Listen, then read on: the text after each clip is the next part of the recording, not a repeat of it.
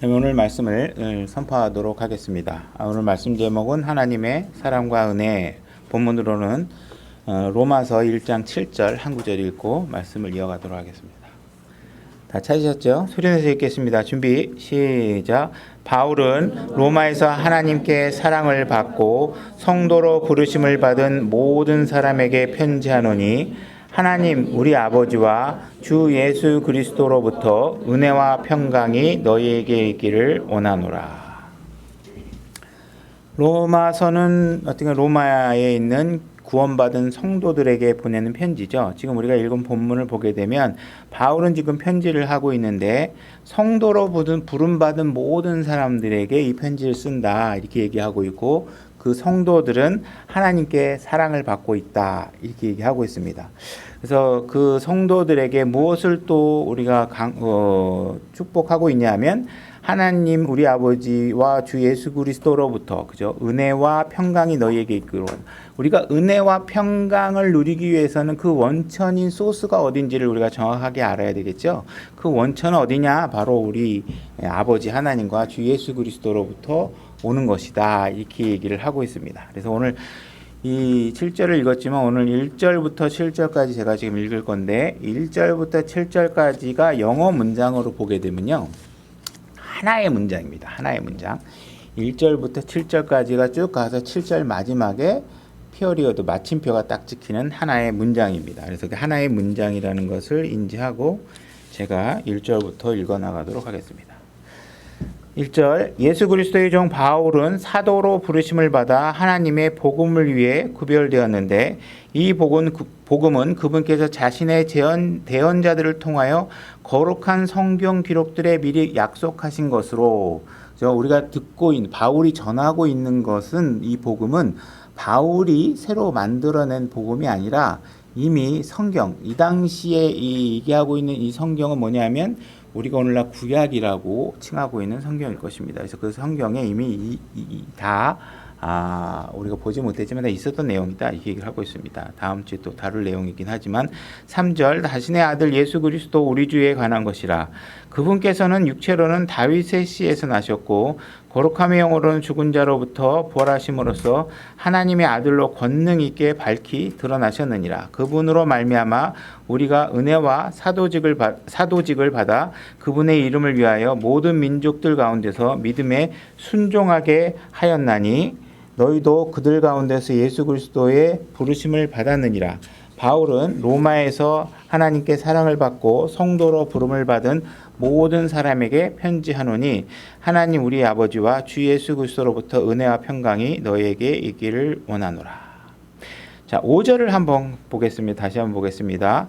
그분으로 말미암아 그분의 이름을 위하여 모든 민족들 가운데서 믿음에 순종하게 하려고 우리가 은혜와 사도직을 받았나니. 지금 바울은 지금 자기가 어쨌든 그 이방 민족들, 전 세계에 복음을 전하는 유대인들의 영역을 벗어난 모든 사람들에게 복음을 전하는 일을 하고 있게 됐고 그렇게 부르심을 받았다고 얘기하고 있죠. 근데 그 일이 이루어진 것은 그 구원받은 사람들에서 이루어진 것이 아니라 지금 무엇을 얘기하고 있냐면 주어진 말씀에 순종한 사람들에 의해서 이루어진다 이렇게 얘기하고 있는 것입니다. 사도로 부름을 받았다고 하더라도 그 직책만 갖고 있고 그 복음을 전하는 헌신, 목숨의 위협을 무릅쓰고 어떠한 고난과 핍박과 어려움을 무릅쓰고 그 일을 수행하려고 하는 순종하는 행위가 없다면 복음의 역사는 일어나지 않았겠죠. 그죠? 마찬가지로 교회라는 것을 하나님께서 신약에 우리에게 핏값으로 사서 우리에게 교회라는 것을 하나님께서 만들어 주셨는데 이 교회가 세워져 가는 방법은 그냥 구원받은 사람이 있다고 해서 교회가 세워지는 것이 아니라 구원받고 하나님의 말씀에 순종하며 교회를 세워나가고자 하는 그런 노력을 순종을 해내는 사람들에 의해서 교회가 세워지는 것이죠. 그죠?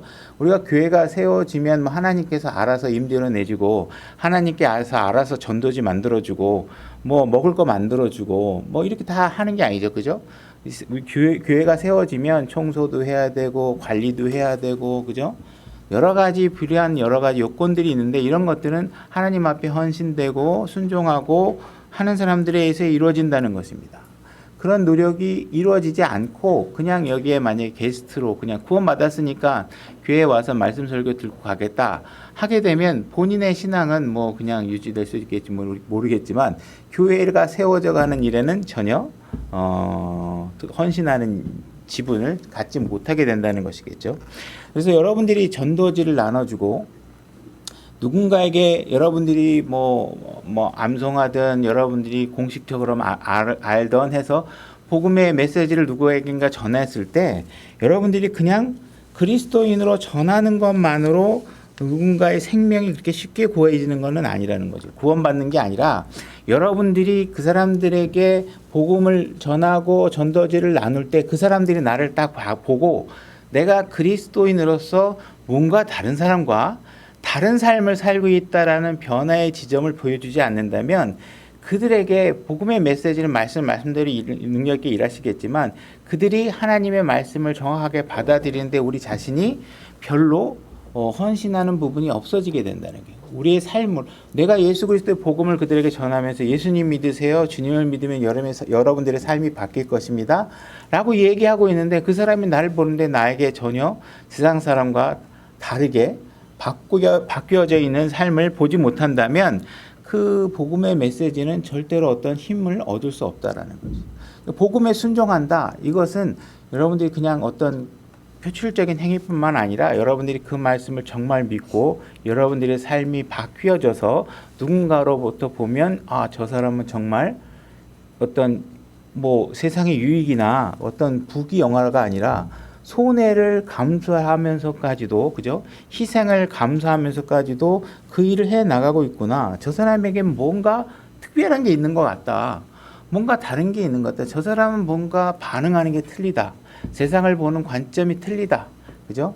모든 일을 행하는 방법이나 순서가 다르다.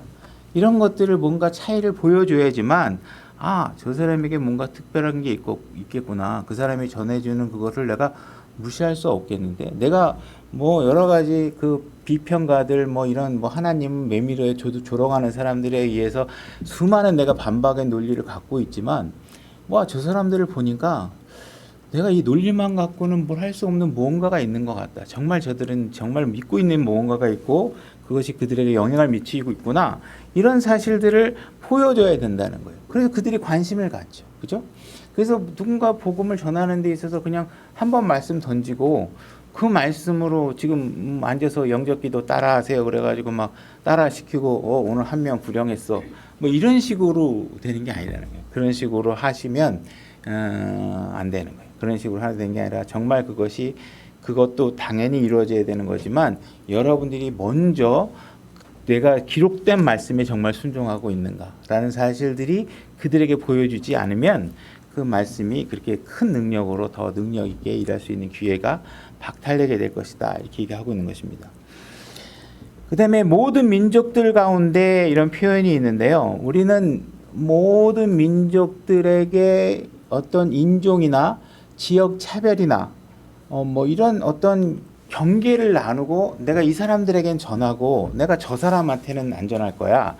이렇게 해서는 안 되는 거예요. 그죠? 우리는 어느 곳에 있든지 로마에 있든지 미국에 있든지 아프리카에 있든지 그죠? 뭐 어디에 있든지 뭐 있든지 간에 모든 그들 민족이 내가 접하는 모든 민족이 내가 손이 닿을 수 있는 모든 민족들에게 복음을 전할 수 있어야 된다는 거예요. 그들이 나하고 피부색이 다르더라도 복음을 전해야 되고 그죠? 나하고 먹는 음식이 틀려서 그 근처에 가면 막 냄새가 나서 내가 진짜 그 근처에 가기도 싫고 뭐 이렇게 이상하다. 그래도 그 모든 차이를 극복하고 그죠? 더 중요한 게 있으니까 그죠? 더 중요한 게 있으니까 그 모든 불편함을 제껴놓고 그들에게 가서 복음을 전할 수 있어야 된다. 그들이 설령 나와 전혀 다른 종교를 갖고 있고 전혀 다른 문화적 배경 속에서 정말 우리가 이해할 수 없는 기괴한 종교적 행위를 한다고 하더라도 그들에게 다가가서 복음의 메시지를 전달할 수 있는 능력이 있어야 되고 기회를 가져야 되고 그런 일을 해야 된다는 거예요. 그것을 위해서라면 무엇이 좀 다르더라도 그죠? 이렇게 제껴놓고 옆으로 제껴놓고 진짜 중요한 게 있으니까 하셔야 된다는 거예요. 그러니까는 우리가 무슨 나하고 정치색이 다르니까 뭐 너는 나는 복음을 너한테 안 전할 거야. 뭐 이렇게 이런 일이 만약에 벌어진다면 참사겠죠, 그죠? 그러니까 우리가 어떤 것도 우리에게 복음을 전하는 일에 있어서 우선순위가 그거보다 더 우선순위에 있을 수 있는 것은 없다. 그들이 그 기회를 박탈당하게 된다면 그들의 결과가 지옥으로 가기 때문에, 그죠? 우리가 정말 하나님 믿지 않고 죽으면 지옥에 간다라는 사실들을 내 마음속에 제대로 믿고 있다면 그 구원받지 않은 내 가족이나 아들이나 딸에게 복음을 전하지 않거나 내 친구들에게 복음을 전하지 않는 것은 있을 수 없는 일인 것이죠. 그죠? 우리가 그 말씀을 순수하게 진짜 믿음으로 받아들이고 있다면 그렇게 할 수 없다는 거죠. 그래서 우리의 신앙은 말이나 그죠? 이런 게 있는 게 아니라 정말 어떻게 순종하고 살고 있는가. 그죠? 그죠? 정말 교회에 나오라는 기본적인 거조차 제대로 잘 하고 있는가. 그죠? 그게 안 돼 있고 나머지 뭐를 하려고 그러면 이게 우선순위가 바뀐 거죠. 그죠? 여러분들도 자녀를 더하기 빼기는 하기 싫다고 그러고 뭐 시그마 탄젠트 뭐 이런 거 계산하려고 그런다 그러면 기가 찰 거 아니에요. 그죠? 일단은 해야지 기본적인 걸. 그죠? 하나님께서 가장 기본적으로 하라는 건 명령은 뭐예요? 교회에 모이라는 거예요. 명령은 모여야 여러분들이 왜 하나님께서 어떤 사랑으로 저 사람들을 사랑하는지를 알 수 있는 거잖아요. 예수님은 아프리카에 사는 사람들을 위해서도 죽으셨고 정글에 사는 사람들도 위해서도 죽으셨고 도심에서 타락한 문화 속에 빠져 사는 사람들을 위해서도 죽으셨단 말이에요. 그렇다면 그분이 사랑하지 못할 사람이 없는 것처럼 우리도 누군가를 사랑하지 못해서 내가 복음을 전하지 못할 대상이 있을 수 없겠죠. 그죠? 내 마음의 사랑이 그만큼 크기를 키울 수 없다면 그 원인은 무엇이냐면 예수님께서 나를 어떻게 사랑하셨는지에 대한 크기를 내가 잘 이해하지 못하기 때문에 그러는 것이라는 거죠. 그분이 무엇을 위해서 했는지 그걸 우리가 잘 모르기 때문에 그거를 배우려면 어떻게 하셔야 돼요? 교회에 나오셔야 돼요. 그죠? 누군가가 또 나보다 더 큰 믿음으로 행하는 것을 보면서 여러분 스스로를 격려하고 그런 일들을 하실 수 있어야 된다는 거예요. 그 다음에 그분의 이름을 위하여서 해야 된다 이렇게 얘기를 하고 있습니다. 그죠? 우리는 절대로 예수 그리스도의 이름 위에 다른 곳으로 복음을 전하는 일에 시간을 낭비해서는 절대로 안 됩니다. 그죠? 그래서 바울은 항상 복음을 전할 때는 교회에 관해서 얘기한 거예요. 그죠? 우리 교회는 예수 그리스도의 몸이다. 그죠? 예수 그리스도는 교회의 머리다. 그죠? 그래서 교회에 관해서 계속 얘기한 거예요. 언제 어느 때도 자기 이름을 내세우거나 아니면 자기 단체 그죠? 우리 교회라는 타이틀 이런 걸로 인해서 복음을 전하는 게 아니에요. 여러분들이 누군가에게 가서 복음을 전하는데 가서 정치 얘기하다가 사회 얘기하다가 무슨 연예인 얘기하다가 정작 예수 그리스도 이름은 얘기 안 하고 그 사람한테 왔다. 그러면 여러분들은 미션 실패예요. 그죠?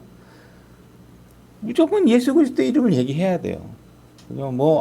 접근하는 방법을 위해서 오늘날에는 젊은 애들과 소통하기 위해서는 젊은 애들 문화를 이해하고 그들의 용어로 막 배워가면서 하고 이런 거 하지 마시고 그냥 기록된 말씀을 신뢰하시고 그거보다 더 완벽하고 정갈하고 순수하고 의로운 말씀이 없기 때문에 그 말씀 그대로 전하시면 되는 거예요.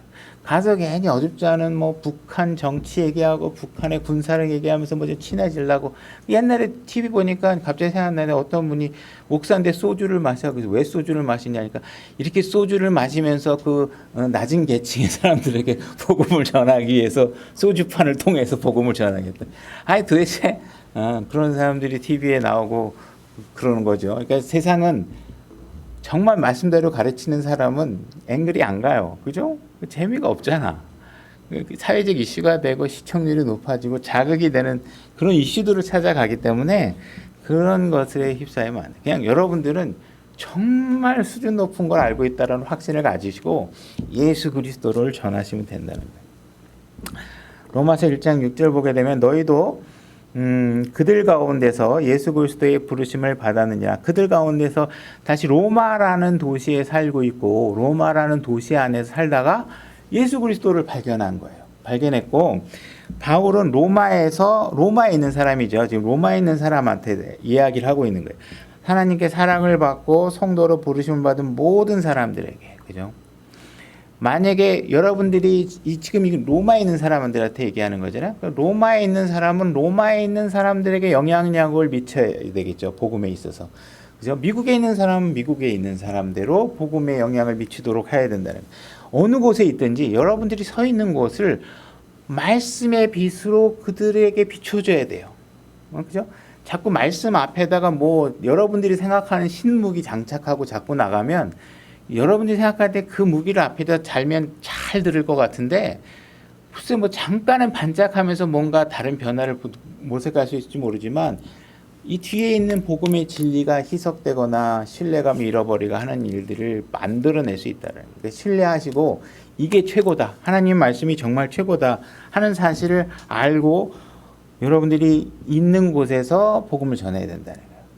로마라는 도시는 어쨌든 지금 바울이 가서 교회를 세운 적이 없는 것으로 나타납니다. 성경에 보게 되면 바울이 가서 교회를 세우거나 하는 것이 없어요. 그러니까 아마 그 로마에 있는 교회들은 이렇게 누군가가 자기의 서 있는 위치에서 막 오순절 날 그 복음의 메시지를 듣고 각국의 언어들로 얘기하는 복음 메시지를 누군가가 영향력을 행사하고 그 사람들이 말로만 전한 것이 아니라 정말 그 복음에 놀라서 자기의 삶이 그 복음에 순종하고 변화된 삶을 살아낸 사람들에 의해서 그들에게 영향을 미쳤을 것이에요. 그죠? 거기에 무슨 목사가 가서 사도가 가서 이렇게 세우는 교회들이 있다고 보기는 어려운 상황입니다. 이 로마라는 도시는 어떤 도시였냐? 그 당시에 보게 되면 아주 그냥 그 사람들을 그냥 그 경기장에 집어넣고 사자 풀어놓고 그 사람 막 물어뜯고 하는 거 보면서 막 환호하고 즐거워하고 이런 것들을 보면서 즐거워하는 문화를 갖고 있었던 도시예요. 오늘날 비교한다면 그죠? MMF 링에다가 사람 두 사람 앉혀놓고 막 서로가 막 코피 터지고 막 이 깨지고 막 피 나고 이마 깨지고 막 팔 꺾고 암바 걸고 하다가 막 관절이 거의 돌아가서 견딜 수 없어서 탭을 할 정도까지 경기를 해야 이기는 스포츠 게임이 있잖아요. 이런 스포츠 게임을 보고 하는 것과 별반 차이가 없고 거기는 더 심했던 거겠죠. 그죠? 더 잔인하고. 그래서 오늘날 같은 경우에 사람들이 뭔가 좀 더 자극적이고 파괴적인 것을 보여주지 않으면 기꺼이 입장료를 내고 들어갈 생각이 없는 문화 속에서 우리가 살고 있다. 그 당시에도 로마라는 곳은 그랬다. 그죠? 이것이 결국은 보면 그 사회가 얼마나 타락한 것인가를 보여주는 그러한 지표가 되기도 한다라는 것을 우리가 알 수 있습니다. 당시에 유대인들은 이미 로마의 그런 어떤 식민 통치를 받고 있었기 때문에 로마 정부의 지배를 받고 자기 마음대로 할 수 없는 상황이죠. 그죠? 그래서 그 당시에 영적 지도자들은 로마 정부 아래서도 자기네들이 살아남기 위해서는 뭔가 위선적인 행동을 해야 할 수밖에 없었고, 그죠? 그 자리를 유지하고 싶었고, 그 다음에 여러 가지 로마의 우화나 뭐 신화 이런 것들도 영향을 받았을 것이고, 그래서 그들은 오히려 하나님의 말씀보다는 우상과 이런 것들을 더 섬기고, 가나안의 문화들을 섬기고, 또 로마에서 들어온 문화들을 섬기고 하면서 뭔가 타락한 문화들이 계속 섞여 있었던 것입니다. 그들이 얼마나 타락했는지를 우리가 가늠할 수 있는 지표는 뭐냐 하면 그들을 구원하고자 오는 구속자 예수 그리스도를 십자가에 못 박게 한 것이죠. 그리고 그들은 외친 게 뭐예요? 그 피값을 나와 내 후손에게 돌려라. 이게 얼마나 무서운 말인지 모르고 그들은 그렇게 외치면서 자기들을 구원하러 온 메시아 예수 그리스도를 십자가에 못을 박는 일을 한 사람들입니다. 그 당시에도 그들은 엄청난 가증스러운 가증스러운 우상 숭배 그런 문화들을 갖고 있었는데 고린도전서 10장 20절로 가보겠습니다. 고린도전서 10장 20절입니다. 제가 읽겠습니다. 그러나 내가 말하건대 이방인들은 자기들이 희생물로 드리는 것을 하나님께 희생물로 드리지 아니하고 마귀에게 드리나니 나는 너희가 마귀들과 교제하는 것을 원치 아니하노라. 너희가 주의 잔과 마귀의 잔을 겸하여 마실 수 없으며 주의 상과 마귀의 상에 겸하여 참여하는 자가 될 수 없느니라. 당시에 많은 이런 이방 종교들이 들어와서 그런 것들을 겸해서 섬기는 일들이 벌어지는 것이죠. 그들이 그렇게 했던 것들은 그게 멋있어 보였기 때문에 그랬겠죠. 정말 그게 볼품없어 보이고 초라하면 그런 거 안 따라했겠죠. 근데 막 그들이 하고 있는 것들이 굉장히 그럴듯해 보이고 멋있어 보이고 그런 걸 잘하는 것이 마치 문명인인 것처럼 생각하게 만들고 하는 일들이 벌어지는 것입니다. 그리스라는 나라를 보게 되면 그 나라 전체가 마귀를 경배하는 사람들이에요. 아테네 같은 경우에는 다양한 상상 속의 인물들을 우상과 형상으로 만들어서 막 그런 형상들을 막 여기저기 다 세워놓고 거기다 대고 기도하고 뭐 그런 것들을 막 섬기는 문화들이 가득했던 나라들이죠. 고린도전서 5장을 보게 되면 그 당시에 성적 부도덕함이 얼마나 타락했는지 오늘날 우리가 읽어도 정말 와 이렇게까지 한다고 하는 정도의 놀라움이 있을 정도의 타락한 그런 문화들을 갖고 있었던 거예요. 거기에 로마라는 도시는 결코 뒤지지 않을 만큼 타락한 도시죠. 대도시고 제국의 도시고 거기에 행정 수도 뭐 이런 모든 권력과 모든 문화가 집중되어 있는 그 도시는 다른 도시보다도 훨씬 더 타락했을 도시겠죠. 근데 여기에 갈보리 십자가의 복음의 빛이 이들에게 들어온 것입니다. 그랬더니 누군가가 그 복음의 메시지를 듣고 구원을 받은 거예요. 한 사람이 구원받고 또 한 사람이 구원받고 또 한 가정이 구원을 받고 그죠? 여러 가정이 구원을 받고 그래서 그곳에 교회가 생기게 되고 나도 교회에 참석하겠다고 하는 사람들이 생기게 되면서 그들의 삶에 변화가 일어나는 거예요. 나는 더 이상 이 로마의 타락한 문화에 젖어들지 않고 그것으로부터 구별된 삶을 살겠다. 그래서 나는 교회에 오겠다. 그렇게 결심을 하고 기존의 자기의 삶의 변화를 도모하면서 교회 안에 참석하는 사람들이 생기게 됐다는 것이야. 그래서 그들이 그렇게 복음을 받아들일 수 있게 된 것은 그냥 누군가가 전도지 한 장 두고 예수 믿으세요 주고 이렇게 간 걸로 된 게 아니라 진짜 전도지를 나눠주고 그 사람들을 옆에 지켜봤는데 이 사람은 정말 뭔가 다른 것 같아. 내가 지금 막 우상 숭배하고 뭐 그냥 사람 막 사자가 물어뜯는 경기를 관람할 수 있는 입장권은 귀족들만 들어갈 수 있고 내가 열심히 벌어가지고 내가 저런 경기도 관람하는 사람이 될 거야. 뭐 이런 식의 그런 문화가 있는 상황에서 예수 그리스도를 믿고 거룩하게 살아야 되고 이런 걸 주장하는데 그 사람들을 보니까 진짜 뭔가 다르게 살고 있는 것이죠. 뭔가 이 복음의 빛이 뭔지 알 것 같은 느낌이 드는 그런 삶을 사는 거죠. 이들이 정말 아무것도 없다면 이렇게 살 수 없다고 생각하는 모습들이 있는 거죠. 그들의 삶의 매력을 느끼게 된 것이에요. 그래서 그 초대교회 당시에 이런 정말 타락한 문화 속에서도 복음의 빛이 일을 하면서 교회가 세워진 것이라는 것입니다. 그러니까 만약에 오늘날 너무 요즘 세상이 타락해서 복음을 전할 수가 없어요. 이렇게 이야기한다면 정말 오늘날 더 타락한 부분도 있는 건 맞지만 정말 로마 시대 이 상황을 비교해 보면 오늘날 더 복음을 전하기가 더 어려운 상황이다. 이렇게 이야기하기는 힘들다는 거예요. 만약에 바울이 교회를 세우는 데 있어서 갔더니 고린도 교회 봤더니 그 종교적인 창녀들을 데리고 나서 교회 종교 안에서 막 사람들이 그 음행을 하는 것을 열광하고 있고 막 그래서 사람들이 그 종교에 환호를 하고 있으니까 우리도 교회 세우면서 우리 교회 안에서도 좀 창녀 문화를 좀 가져다가 사람들 좀 오게 하자. 그래서 우리 창녀 하나 뽑아놓고 우리 교회에 오면 이런 성 문화를 즐기게 하자. 만약에 이렇게 했다고 생각해봐요. 가히 상상할 수 있을까? 그 당시에 로마 당시에 사람들을 그냥 경기장에 집어넣고 사자들이 물어뜯게 하는데 우리도 우리 교회 안에서 그런 경기를 조그맣게 미니 경기를 하나 치러가지고 사람들이 우리 교회에 오면은 전부 다 이런 것도 볼 수 있게 기분 좋게 하자. 그래서 교회를 키우자. 만약에 이렇게 했다고 생각해 보세요. 과연 그게 있을 수 있는 일인가? 그 당시에 그 타락한 문화 속에서 그들이 교회를 세워나간 것은 단순하게 예수 그리스도께서 우리 죄로 인해서 십자가에서 죽으시고 묻히시고 다시 일어나셨다는 이 복음의 사실 하나 외에는 아는 것이 없는 사람들에 의해서 교회가 세워진 것이라는 것이죠. 오히려 교회가 오늘날 세상에서 힘을 잃어가고 있는 것들이 뭐예요? 세상 사람들이 교회에 왔더니 세상과 다를 게 없어. 그죠? 처음에는 그게 좀 교회에서 우리 같은 사람들을 받아줘. 우리 같은 사람들이 즐길 수 있는 것이 있어. 획기적이야. 신기해. 그래서 올 수 있는지 모르지만 결국은 교회는 교회의 힘을 다 잃어버린 것은 왜 그래요? 세상과 차별이 없기 때문에 그런 것이죠. 그죠?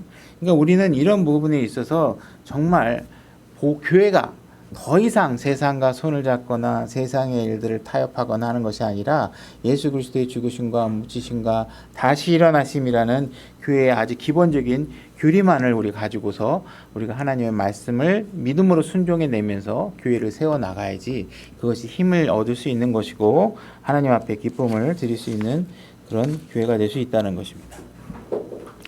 7절 다시 한번 보게 되면 바울은 로마에서 하나님께 사랑을 받고 이렇게 되어 있습니다. 여기 하나님의 사랑을 받고가 영어 표현으로 어떻게 되어 있냐면 be loved of God 이렇게 되어 있습니다. be loved 사랑을 받는다라는 표현이 be loved 이렇게 되어 있어요. 하나님의 사랑을 받는다. 이게 우리가 워낙 이제 우리가 이런 성경을 보면서 너무나 당연시하게 보고 있기 때문에 당연하게 느껴지는 거지만 우리가 하나님을 사랑한다. 이것은 사실상 굉장히 자연스러운 논리적 접근이 될 수 있어요. 왜냐하면 하나님은 절대적이시고 우리의 필요를 공급하시는 분이니까 그분을 사랑하게 되겠죠. 그러나 하나님이 우리를 사랑한다? 이거는 사실 어떻게 보면 그렇게 간단한 문제가 아닙니다. 우리가 그분에게 사랑을 받을 수 있을 만한 무엇인가를 하고 있다라고 생각하면 착각인 것이고 가만히 들여다보면 우리는 그분에게 사랑받을 수 있는 여건이 하나도 갖춰진 게 없어요. 그런데도 불구하고 하나님께서 우리를 사랑한다? 이건 굉장히 놀라운 일이라는 것이죠. 그리고 이 단어 표현이 be loved라고 되어 있는데 이 be라는 동사가 특히 이제 우리 성경에서는 be 동사가 굉장히 중요한 부분을 많이 차지합니다. 그래서 저도 뭐 그 깊이를 다 이해하지 못하지만 be라는 것은 무엇이냐면 어떤 상태가 지속되는 것을 얘기해요. 계속해서 유지되는 것을 얘기하고 있고 계속 시도 때도 없이 헤아릴 수 없이 계속 사랑하신다는 이야기를 하고 계시는 거예요. 우리 단어의 뜻을 이해하기 위해서 우리 잠언 13장 24절로 한번 가보겠습니다. 잠언 13장 24절입니다. 제가 읽겠습니다. 회초리를 아끼는 자는 자기 아들을 미워하거니와 그를 사랑하는 자는 어릴 때에 그를 징계하니라. 이게 어릴 때라는 영어 단어가 뭐냐면 be time입니다. be time. 우리는 이제 어릴 때 이렇게로 번역이 한 것이지만 be time이라는 건 뭐냐면 시도 때도 없이 그를 징계한다 이런 뜻이에요. 어릴 때는 계속 지속적으로 아이들을 징계하고 때려야 돼. 그죠? 뭐 준비한 설교 내용은 아니지만 요즘 막 교육계 이슈들이 있잖아요. 뭐 이게 애들을 못 때리니까 선생님이 자살하는 상황들이 벌어지잖아요. 도대체 통제가 안 되잖아요. 이게 교실이. 그죠? 옛날에는 그냥 뭐 저희 같은 경우는 거의 뭐 진순처럼 맞았지만 남학생들은 뭐 그냥 거의 개처럼 맞고 막다 그랬는데 그렇게 했어도 뭐 그냥 또 한 세상 살아나가요. 근데 물론 과하게 폭력적으로 교사가 감정을 이입해서 때리는 거는 뭐 문제가 있을 수 있겠지만 그건 부모도 마찬가지예요. 자녀들을 막 감정이입해서. 그러나 교육 목적상 아이들을 때리라는 것이 하나님의 말씀의 명령입니다. 아이들은 논리적으로 다 설명할 수 있는 게 아니에요. 그래서 시도 때도 없이 때려야 돼요. 때려야지만 그것이 교육이 된다는 거예요. 그래서 그 be라는 동사가 접두어로 이렇게 지속적으로 헤아릴 수 없이 시도 때도 없이 밤낮으로 뭐 이런 뜻이에요. 그러니까 be loved라는 말은 뭐냐면 하나님께서 우리를 필요할 때 잠깐 사랑하다가 뭐 필요 없으면 사랑 안 했다가 뭐 이러는 게 아니라 지속적으로 우리를 사랑한다고 말씀하고 계시는 거예요. 아침부터 저녁까지 쉴 새 없이 그분의 사랑이 우리에게 지속되고 있다는 것을 얘기하고 있는 것이에요. 여러분 우리가 사랑을 하다 보면 남녀간의 사랑을 하다 보면 우리는 이런 얘기를 하잖아요. 나 더 이상 그 여자 사랑하지 않기로 했어. 우리 헤어졌어. 이런 얘기를 하잖아요. 그죠? 그러면 그 얘기는 무엇이냐면 내 그 여인과의 관계를 통해서 그 이성과의 관계를 통해서 내가 기대하는 목적치가 있는데 그 목적치에 대해서 내가 기대하는 바에 대해서 얻을 수 없으니까 내가 뭐라고 얘기하냐면 나 더 이상 그 여자 그 남자 더 이상 나 사랑할 수 없어. 나 못 사랑하겠어. 내가 원하는 결과가 안 나와. 이런 뜻이잖아요. 그죠? 근데 하나님은 절대로 한 번도 우리에게 그런 표현을 하시지 않는다는 거예요. 과연 우리가 하나님의 기대를 충족시켜 줄 수 있겠어요? 우리가 하나님의 마음에 드는 모습을 한 번이라도 보여줄 수 있겠어요? 그런데도 불구하고 하나님께서는 우리를 지속적으로 사랑한다는 거예요. 난 너를 사랑했었어. 이런 표현을 절대로 사용하실 분이 아니라는 거예요. 사용하신 적도 없다라는 거예요. 그죠? 그러니까 우리는 사람들은 누군가를 향해서 나는 과거에 사랑했었어 라고 얘기할지 모르지만 나는 하나님을 과거에 난 사랑했었어. 난 옛날에 교회 정말 열심히 다녔었거든. 그땐 하나님이 너무 좋았어. 근데 지금은 아니야. 우리는 항상 이런 상태잖아요. 그죠? 근데 하나님은 항상 우리를 사랑하신다는 거예요. 항상. 그죠? 그래서 우리가 누군가를 사랑에 대해서 우리가 멈췄다면 누군가를 더 이상 사랑할 수 없다고 얘기한다고 하면 이런 하나님의 사랑이 우리에게 온전히 투영되지 못했기 때문에 그럴 수 있다. 그래서 우리가 그분이 어떤 사랑을 우리에게 보여주시는지에 대해서 우리가 교회에 나와서 배우시고 공부하시고 영적인 조명을 받으셔야 돼요. 우리 받으셔야지만 그 일이 이루어질 수 있다. 우리가 영화나 동화나 이런 걸 보게 되면 아주 우리가 현실 속에서는 이룰 수 없는 이야기들을 동화 속에서 만들어내서 우리가 희열을 느끼게 해주죠. 그래서 예를 들어서 무슨 왕자가 신데렐라를 만난다든지 어느 공주를 키스를 해서 깨운다든지 이런 것들을 보게 되면 아주 높은 신분의 왕의 아들이 아주 별 볼 일 없는 그저 신분의 여인을 만나서 결혼을 하거나 사랑에 빠지게 되면 와, 우리는 굉장한 환호를 지르게 됩니다. 그 다음에 우리 동화 중에 거지 왕자 이런 것들 있잖아요. 거지가 어느 날 왕자하고 똑같이 생겨가지고 서로가 신분을 바꿔서 한 사람이 왕자의 신분을 살아보는 거. 현실에서는 이루어질 수 없는 일인데 우리가 그런 이야기 속에서 그런 걸 보면서 굉장히 희열을 느끼고 한다는 것입니다. 근데 이런 것들은 다 동화잖아요. 진짜 동화예요. 있을 수 없는 일이고 한데 하나님께서 인간 어느 제국, 인간 이 땅의 어느 왕이 아니라 이것을 창조하신 왕의 아들께서 우리를 사랑하신다는 거예요. 우리와 결혼하시겠다는 거예요. 그죠? 신부로 맞아주시겠다는 거예요. 이거는 소설이 아니라는 거예요. 진짜 일어날 일이라는 거예요. 그래서 그분은 그 사랑에 대해서 나는 사랑했었어 이렇게 끝내실 분이 아니라는 거예요. 이 사랑은 지속적으로 이루어질 사랑이라는 거예요. 그러니까는 하나님께서 우리같이 아무것도 아니고 정말 보잘것도 없고 정말 사랑할 만한 가치도 없어 보이는 우리를 맨날 아침 저녁으로 변덕이 심하고 하나님 원하지 않은 일들을 맨날 하고 있는 우리를 데리고 우리와 사랑에 빠지시겠다고 하시는 일은 우리로서는 정말로 복되고 감사한 일이라는 것입니다. 다시 로마서 1장 7절 다시 한번 보게 되면 바울은 로마에서 하나님께 사랑을 받고 그 다음에 성도로 부르심을 받았다 이렇게 얘기하고 있습니다. 성도. 제가 이걸 로마에 편지를 보냈는데 아마 이 편지를 받아든 로마 카톨릭 계열의 교황은 이 메시지를 잘못 이해해서 마치 세인트, 이 성도라는 말이 세인트거든요. 다시 말해서 카톨릭에서는 이건 성자라고 번역하는데 영어 단어는 똑같아요. 세인트예요. 그죠? 카톨릭은 똑같이 세인트인데 한국말로 했을 때 우리는 그걸 성자라고 얘기하고 우리 성경에는 성도라고 얘기하는데 마치 세인트, 뭔가 성자라는 특별한 계층이 있는 것처럼 잘못 이해를 해서 성자라는 계급을 만들어낸 것이죠. 그죠? 그러나 성경은 뭐라고 얘기하고 있냐면 구원받으면 다 세인트예요. 다 성자예요. 성도라는 거룩하게 된 사람들이라는 거예요. 그런데 가톨릭에서는 이것을 마치 어떤 특별한 사람들만 모르지만 저는 토마스라는 성인이 있다 그러면 그 토마스라는 성인한테 가서 막 비는 거예요. 기도를 하면 그 토마스가 조금 우리보다 나은 사람이라 기도에 도움을 줄 수 있다라고 생각하는 거예요. 그러나 성경은 뭐라고 얘기하고 있어요? 우리 모두가 거듭난 성도, 우리가 다 성도가 되는 거고 우리는 하나님의 왕자 앞에 다음 대에 나갈 수 있는 자격이 다 주어져 있는데 우리가 굳이 하나님 앞에 가 직접 다 얘기할 수 있는데도 불구하고 굳이 우리가 형상 앞에 가서 토마스 성인이요, 마리아요 이러면서 그 형상 앞에 가서 조각상 앞에 가서 굳이 무슨 기도를 요청할 필요가 없는 것이죠. 그죠?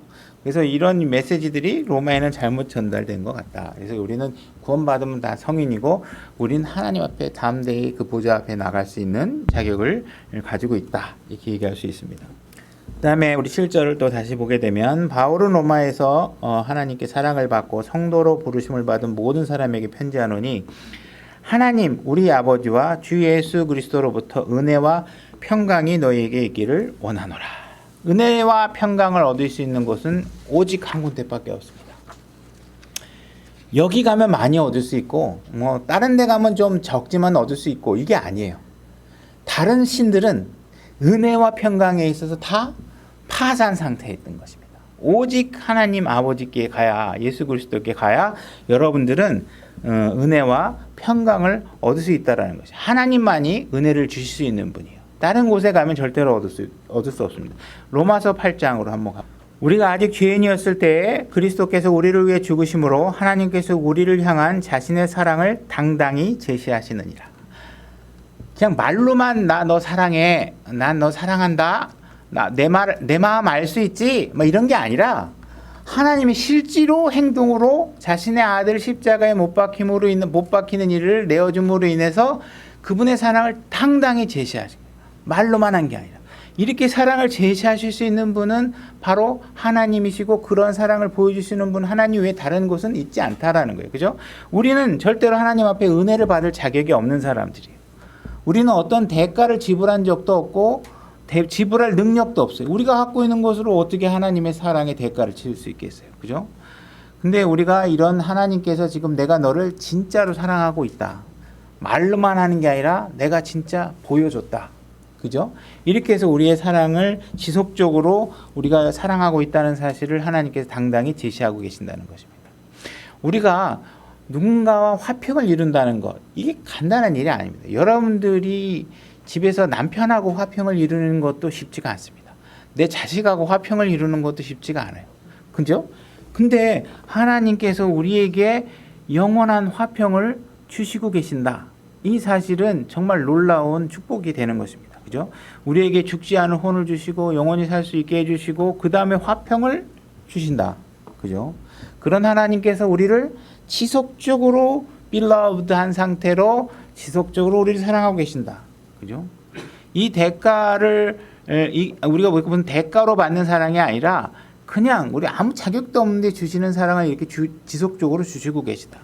누구는, 어떤 사람은 은혜를 많이 받고 있고 어떤 사람은 은혜를 적게 받는 사람이 있는 게 아닙니다. 어떤 사람은 사랑을 많이 받고 있고 어떤 사람은 사랑을 적게 받고 있는 그룹이 있는 게 아니에요. 하나님께서는 다 동일하게 사랑하시는데, 누군가가 나는 하나님이 나를 사랑하지 않는 것 같아 라고 느낀다면 그건 하나님의 문제가 아니라 우리 마음의 문제인 것이죠. 그죠? 우리 마음의 차이가 느껴진다면 그건 우리 마음의 문제라는 것입니다. 그래서 하나님께서는 여러분들이 구원만 받으셨다면 하나님께서는 여러분들에게 은혜와 평강의 원류, 원천이 되게 되어 주시는 것이고, 하나님의 사랑을 끊임없이 여러분들이 받을 수 있는 위치에 있게 해주신 것이고, 그 다음에 여러분들이 세인트, 성도라는 칭호를 얻을 수 있도록 하나님께서 해주고 계신다. 그죠? 우리는 이런 대접을 받을 자격이 없는데 하나님 앞에서는 적어도 우리는 성도로서 인정받고 있다라는 사실이 우리에게 얼마나 감사한가를 우리가 생각해 볼 필요가 있습니다. 우리가 성경에서 은혜라는 표현이 사용되고 있는데, 이 은혜라는 표현이 7가지 정도의 용례로 사용되고 있습니다. 그래서 우리가 그 7가지의 다른 의미로 어떻게 은혜가 사용되고 있는지를 한번 좀 살펴보겠습니다. 첫 번째로는 은혜라는 뜻은 어떤 대상에게 효력 있고 커다란 선물과 유익을 주는 일반적인 호의를 의미합니다. 어떤 호의를 입는 것이죠. 그죠? 기분 좋게 누군가가 나를 따뜻하게 바라봐주고 나를 선처해주고 뭐 이런 것들을 얘기하는 거죠. 사도행전 4장 33절로 가보겠습니다. 사도행전 4장 33절입니다. 4장 33. 제가 읽겠습니다. 사도들이 큰 권능으로 주 예수님의 부활을 증언하며 큰 은혜가 그들에게 임하니라. 그죠? 그 복음을 전하고 증언하니까 뭔가 기분 좋은 어떤 느낌들과 어떤 호의 이런 것들이 느껴진다는 것이죠. 정말 뭐 예를 들어 누군가가 고맙다고 얘기할 것이고, 그죠? 야, 진짜 예수님의 이런 일을 하고 가셨구나. 막 감사. 어떤 사람은 우는 사람도 있을 거고, 그런 거 가운데서 내가 어떤 큰 기쁨을 누리겠죠, 그죠? 그런 큰 은혜가 모두에게 임하니라. 자, 누가복음 2장 40절로 가보겠습니다. 제가 읽겠습니다. 아이가 자라며 영이 강하게 되고 지혜가 충만하며 하나님의 은혜가 그 위에 있더라. 그래서 하나님께서 무언가 호의를 보여주고 계시는 것이, 잘하고 있구나. 그래서 너 잘하고 있으니까 삶에 어떤 우리의 큰 유익이 될 수 있도록 너 잘하고 있는 일에 대해서 칭찬해 주시고 해서 뭔가 기쁨으로 그 일을 이루어낼 수 있도록 호의를 보여주고 계신다. 그 다음에 두 번째로 은혜는 때때로 축복된 것이 주어지는 것을 얘기합니다. 실질적인 어떤 무형유형의 어떤 상황이 여기 주어지는 것을 얘기하는 것이죠. 고린도후서 9장 8절로 가보겠습니다. 고린도후서 9장 8절입니다. 제가 읽겠습니다. 예수님께서 능히 모든 은혜를 너희에게 넘치게 하시나니 이것은 너희가 항상 모든 일에서 모든 것이 넉넉하여 모든 선한 일을 풍성히 하게 하려 하심이라. 그러니까 여러분들이 무슨 일을 할 때 넉넉하게 무언가 채워주시는 거, 축복이 되는 일들이 주어지는 것. 그것은 돈일 수도 있고 재물일 수도 있고 시간일 수도 있고 마음의 여유일 수도 있고 어쨌든 여러분들에게 축복이 되어지는 것이 주어지는 것을 얘기하는 것입니다. 자, 요한복음 1장 14절로 가보겠습니다. 제가 읽겠습니다. 말씀이 육신이 되어 우리 가운데 거하심에 우리가 그분의 영광을 보니 아버지의 독생하신 분의 영광이요 은혜와 진리가 충만하더라. 하나님께서 자기 아들을 우리의 죄의 문제를 해결하기 위해서 희생하시고 우리에게 내어주신 것이죠. 그래서 이렇게 무엇인가 축복된 것이 우리에게 주어지는 것을 은혜라고 얘기한다. 고린도전서 1장 4절로 가보겠습니다. 제가 읽겠습니다. 예수 그리스도를 통하여 너희에게 주신 하나님의 은혜로 인해 내가 너희를 대신하여 항상 나의 하나님께 감사하노라. 지금 바울이 보니까 사람들에게 뭔가 좋은 것이 주어지고 있다라는 것이죠. 그래서 하나님으로 인해 그들의 삶에 무엇인가 좋은 것이 주어지기도 하고 때로는 작고 특별한 선물들이 주어지기도 하고 이런 모든 것들이 은혜로 표현되고 있다는 것입니다. 그래서 세 번째로는 복음으로 인한 효과와 복음의 교리를 요약하는 용어로 사용됩니다. 복음의 효과와 복음의 교리를 요약하는 용어로 사용된다. 자, 누가복음 16장 16절로 가보겠습니다. 누가복음 16장 16절입니다. 제가 읽겠습니다. 율법과 대언자들은 요한까지요 그때 이후로는 하나님의 왕국이 선포되어 사람마다 그리로 밀고 들어가니라. 자, 율법과 율법과 대언자들은 요한까지다. 그래서 경륜을 구분하고 있는데 요한복음 1장 17절로 가보겠습니다. 요한복음 1장 17절 제가 읽겠습니다. 이는 율법은 모세를 통해 주셨으되 은혜와 진리는 예수 그리스도를 통해 왔기 때문이다. 그래서 예수 그리스도의 탄생 이전과 이후의 경륜을 구분하는 데 있어서 하나님께서 뭐라고 얘기하고 있냐면 율법은 모세를 통해서 왔고 은혜와 진리는 예수 그리스도 통해서 왔다. 이렇게 얘기를 하고 있어요. 그러면 그러면은 하나님은 예수 그리스도가 있기 전에 하나님께서는 그러면 우리에게 은혜가 없었던 것인가? 구약에는 은혜가 없었던 것인가? 그런 건 아니라는 거예요. 이 은혜가 쓰이는 용법이 뭐냐면 지금 하나의 경륜, 복음의 어떤 효과나 경륜을 구별하기 위해서 교리적인 용어로 사용되고 있다라는 거예요. 그래서 은혜의 경륜이다 그러면 그럼 그전에는 은혜가 없고 지금은 은혜의 경륜이고 이게 아니라 그 경륜의 특징을 얘기하고 있는 것이다. 그래서 이 지금의 예수 그리스도로 인해서 우리가 구원받는 이 과정을 은혜의 경륜이라고 하고 이게 은혜라고 얘기하고 있는 것은 그전에는 은혜가 없었다. 이런 은혜가 아니라 어떤 시대를 구별하기 위한 용어로서 은혜를 지금 사용하고 있다. 이렇게 이해하시면 됩니다. 자, 사도행전 13장 43절로 가보겠습니다.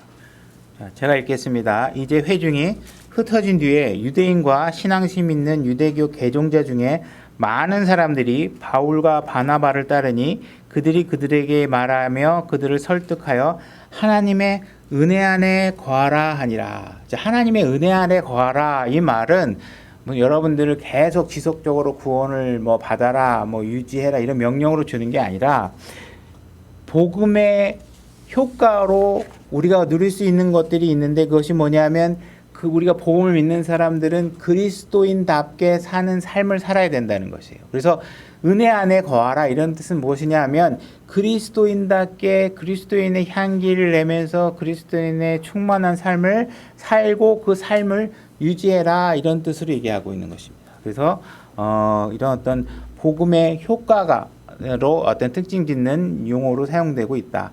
베드로전서 5장 12절로 가보겠습니다.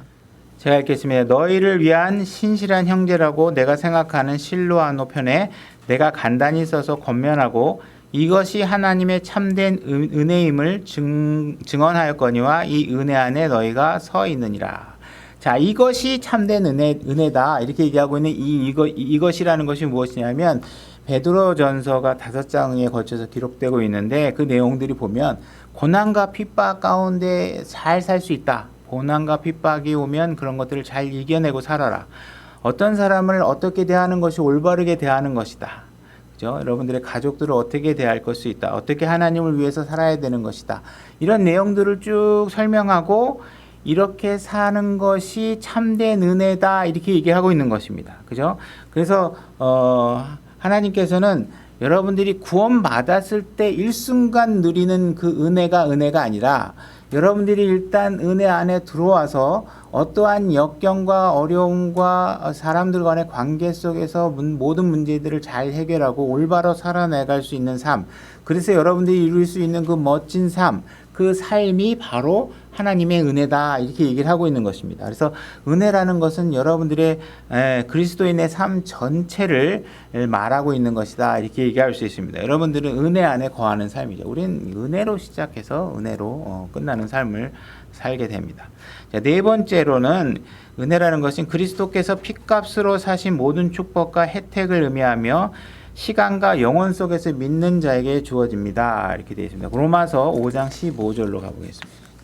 로마서 5장 15절입니다. 제가 읽겠습니다.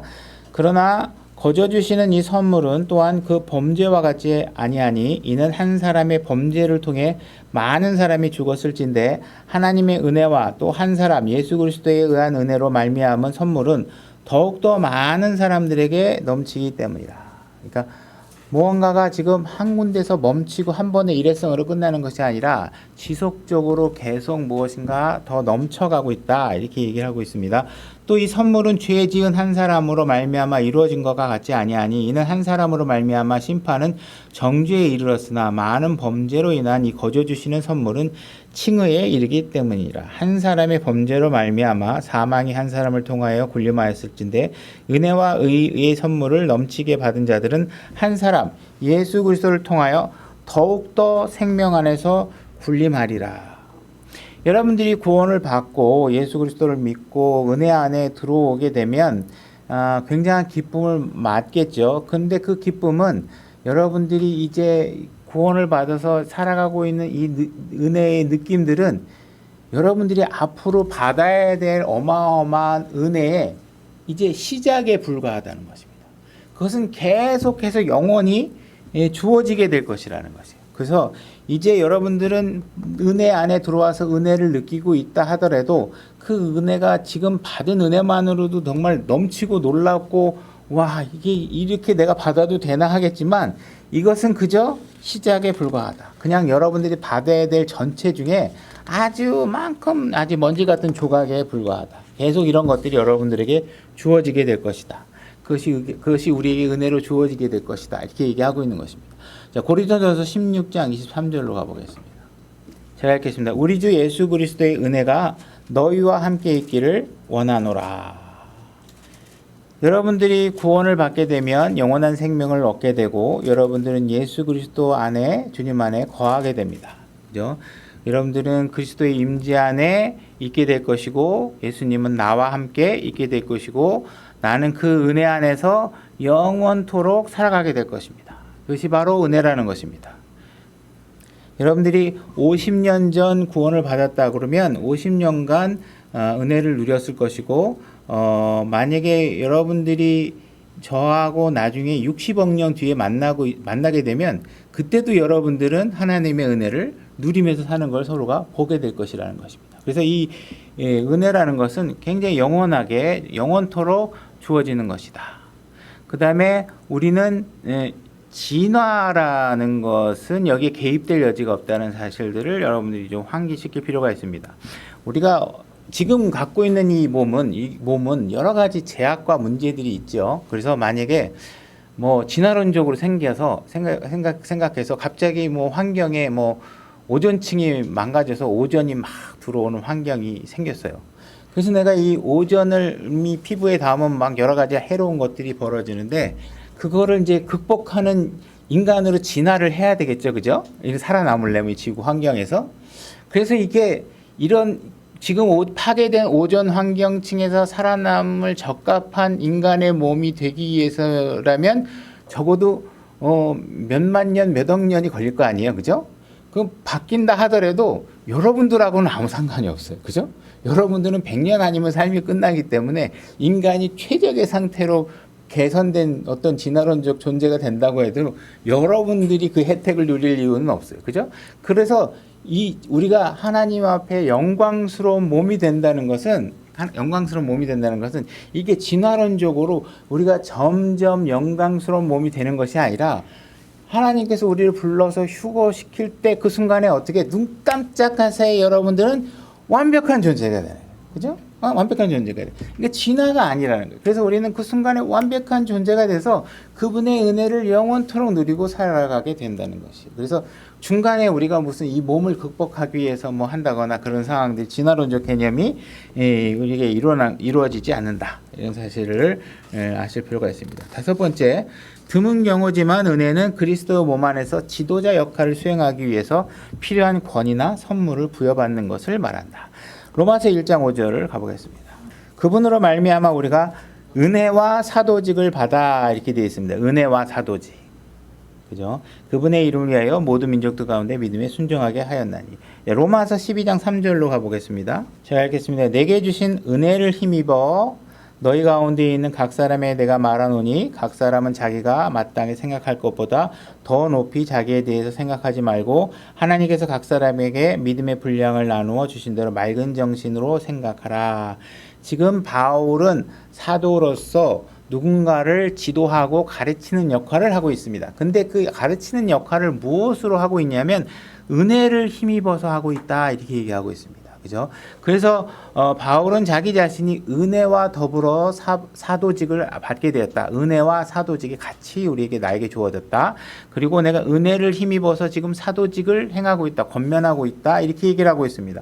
교회 안에서 우리가 지도자가 된다는 것, 다시 말해서 이제 감독, 목사 이런 것들을 한다는 것은 간단한 일이 아닙니다. 이게 하다 보면 저야 경험이 미천해서 풍부한 경험이나 아픔을 충분히 겪지 못했지만 이런 일들을 하게 되면 많은 어려움도 겪게 되고 고통도 겪게 되고 비난도 받게 되고 가슴 아픈 일도 많이 생기게 되고 그죠? 모욕받는 일도 생기게 되고 그죠? 이런 여러 가지 사람과 사람 간에 생기는 일들이 아주 힘겨운 일들이 많이 생기게 됩니다. 그래서 만약에 우리에게 은혜가 주어지지 않는다면 우리의 입에서는 이건 나 못해 먹겠다, 나 다시는 안 하겠다 이런 얘기가 나올 수밖에 없겠죠. 그죠?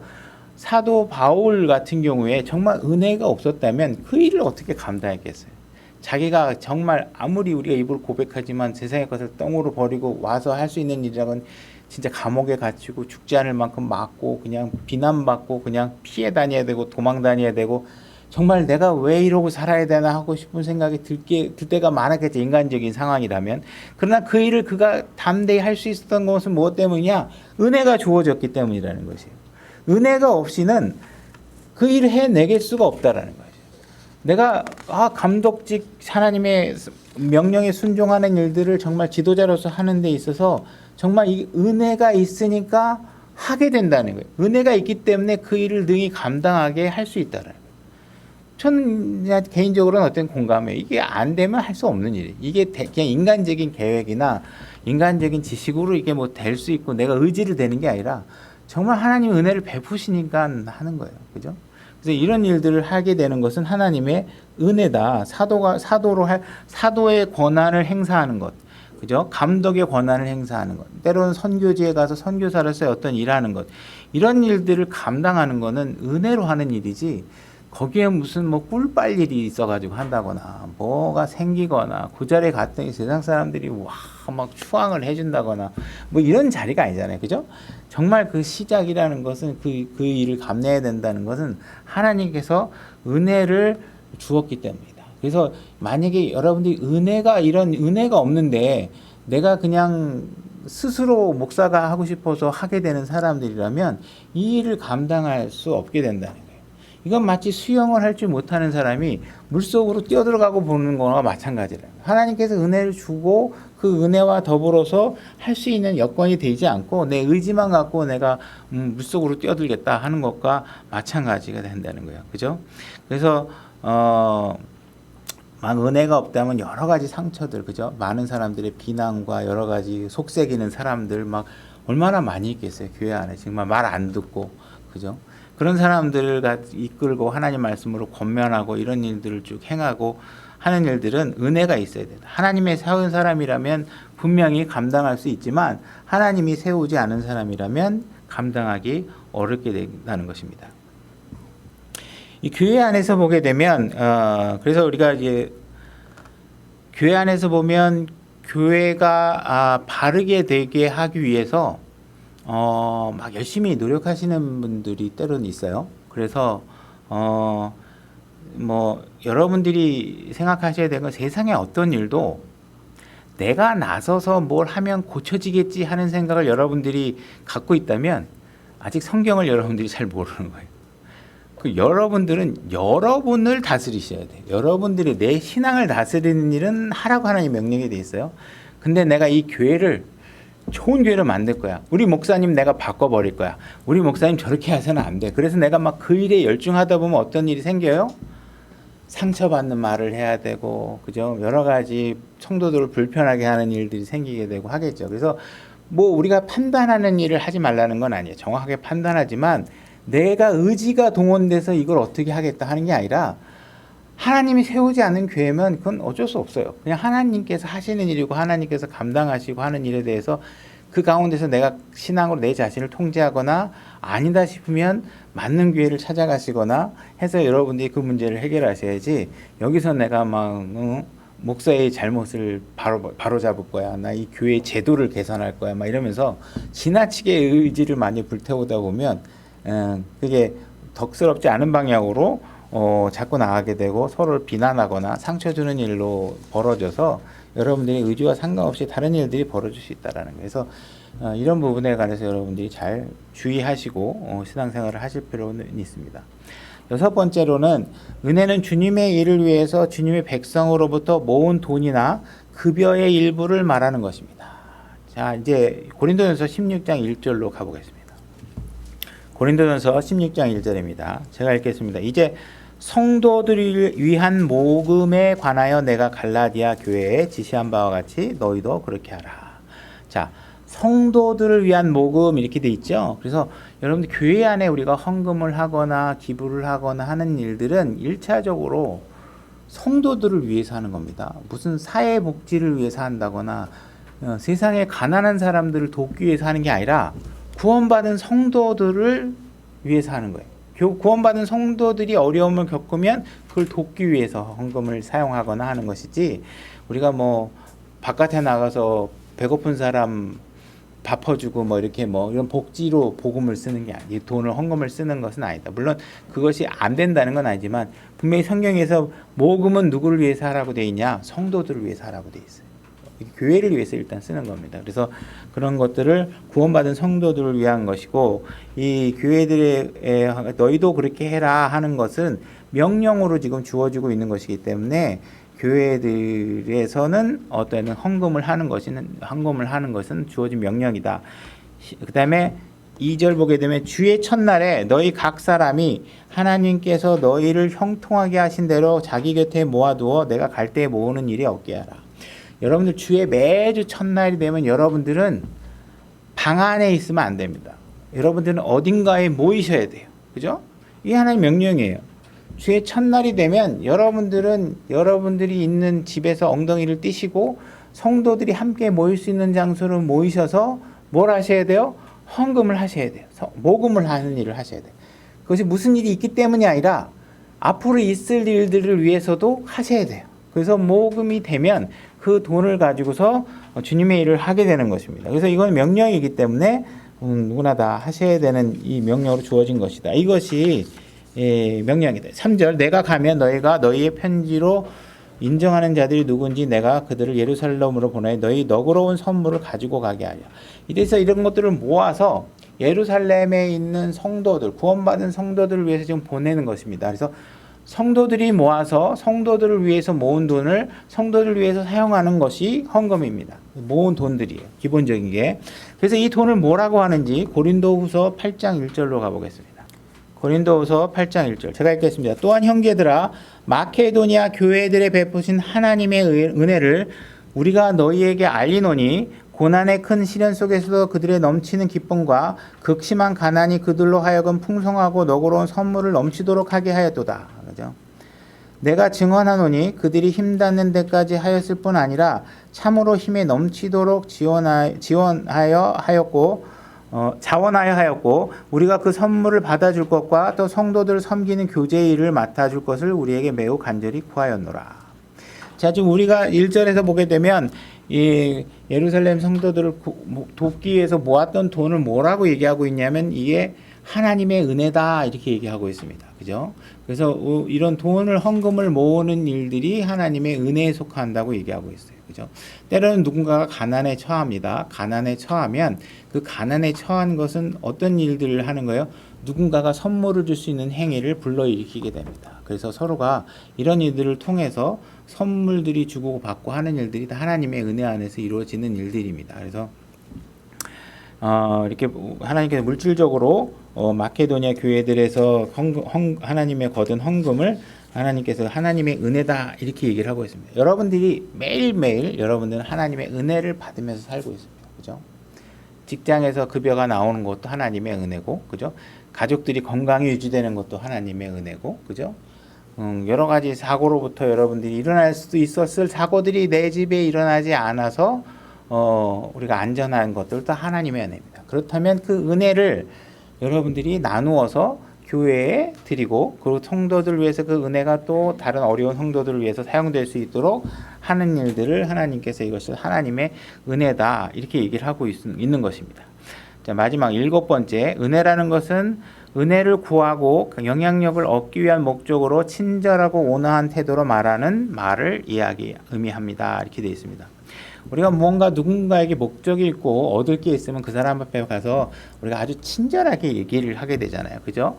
그것이 뭐 굳이 나쁜 목적이 아니라고 하면 누군가에게 친절한 말로 올바른 자세로 얘기하는 것은 굉장히 바람직한 모습입니다. 자, 누가복음 4장으로 가보겠습니다. 누가복음 4장으로 가보겠습니다. 누가복음 4장 21절부터는 읽을 건데 그 앞에 내용이 어떤 내용이냐면 누가복음 4장 16절에 예수님께서 회당으로 들어가십니다. 그리고 이사야서를 다 펼쳐서 읽으시고 20절에서 펼쳐서 읽었던 책을 닫으십니다. 그리고 22절에서 이렇게 이야기하십니다. 22절 이런 모습이 드러납니다. 모두가 그분에 대해 증언하고 그분의 입에서 나온 은혜로운 말씀들에 놀라서 이르되 이 말씀은 이 사람은 요셉의 아들이 아니냐 하더라.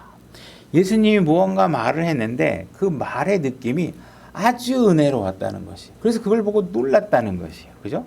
그러니까 우리가 무언가 누군가에게 친절하게 말하고 부드럽게 얘기해서 선한 영향력과 상대방의 마음의 기쁨과 평안을 유도할 수 있는 이런 표현들을 하나님께서 뭐라고 얘기하냐면 은혜롭게 말을 한다 이렇게 얘기하고 있습니다. 은혜로 말을 하고 있다. 그죠?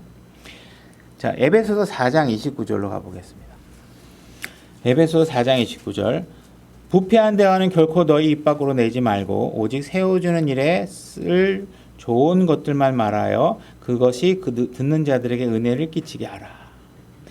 여러분들이 말을 거칠게 하거나 무례하게 하거나 상대방을 불쾌하게 하는 말들을 삼가하는 것이 좋습니다. 그죠? 그래서 우리가 말의 표현들을 지나치게 천박하게 얘기하거나 이런 것들은 은혜로 느끼지 못하겠죠. 예수님께서 그런 천박한 표현들을 사용하지 않으셨겠죠. 그죠? 그래서 우리가 누군가에게 은혜롭게 평화롭게 예의 바르게 공손하게 상대방의 마음이 상하지 않을 말들을 아주 이게 편안하게 잘할 수 있는 것이 친절하게 말할 수 있는 것이 은혜라는 것입니다. 여러분들이 매일 은혜를 받고 계속 은혜를 받으면 여러분들 입안에서는 자동적으로 은혜가 나와야 되는 것이 정상이죠. 그죠? 그러려면 여러분들이 계속 열심히 교회에 나와서 은혜가 여러분들 앞에 지속적으로 노출될 수 있도록 일주일에 한 번 우리는 요즘밖에 못 모이지만 가능하면 우리가 더 자주 모일 수 있는 여건을 만들어서 우리가 은혜의 하나님 말씀 앞에 놓이는 기회를 잡고 늘리는 것이 우리에게 유익하다는 것입니다. 그죠? 그래서 은혜의 말을 할 수 있어야 된다. 골로새서 4장 6절로 가보겠습니다. 제가 읽겠습니다. 너희 말을 소금으로 간 맞추어 항상 은혜롭게 하라. 여러분들이 말을 소금에 간 맞추어서 이렇게 잘 요리해서 그죠? 하는 것이 은혜다 이렇게 얘기하고 있어요. 그러면 너희가 각 사람에게 어떻게 마땅히 대답해야 할지를 알게 될 것이다. 간을 맞추는 것은 소금으로 간을 맞추죠. 그죠? 우리가 음식에다 소금을 적당히 잘 치면 음식의 맛이 엄청나게 효과적으로 더 배가 되겠죠. 그죠?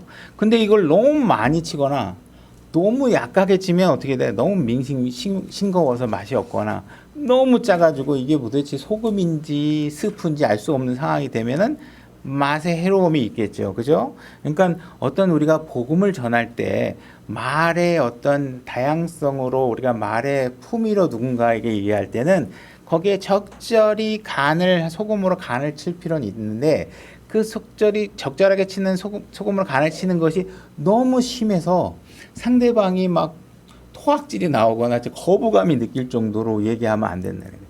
여러분들이 자녀들을 훈계할 때도 마찬가지로 자녀들을 하나님의 진리의 말씀으로 가르쳐야죠. 그게 진리이지만 적절하게 소금을 잘 쳐서 아이들이 실족하지 않도록, 그죠?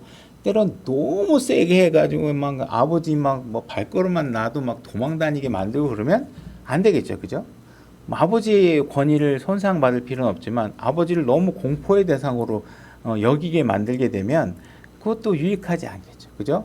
그래서 우리가 복음을 전할 때든 특히 교회 안에서 나이 많으신 분들을 책망하거나 누군가를 책망해야 될 때는 그 경우와 상황과 예의를 잘 가려서 은혜롭게, 그래서 은혜롭게 잘 가르칠 수 있도록 하셔야 된다는 것입니다. 그래서 여러분들은 모든 대상들에게 은혜로운 말로, 은혜로운 품위로 행동하시는 분이 되시기 바랍니다. 오늘 말씀 여기까지 하겠습니다.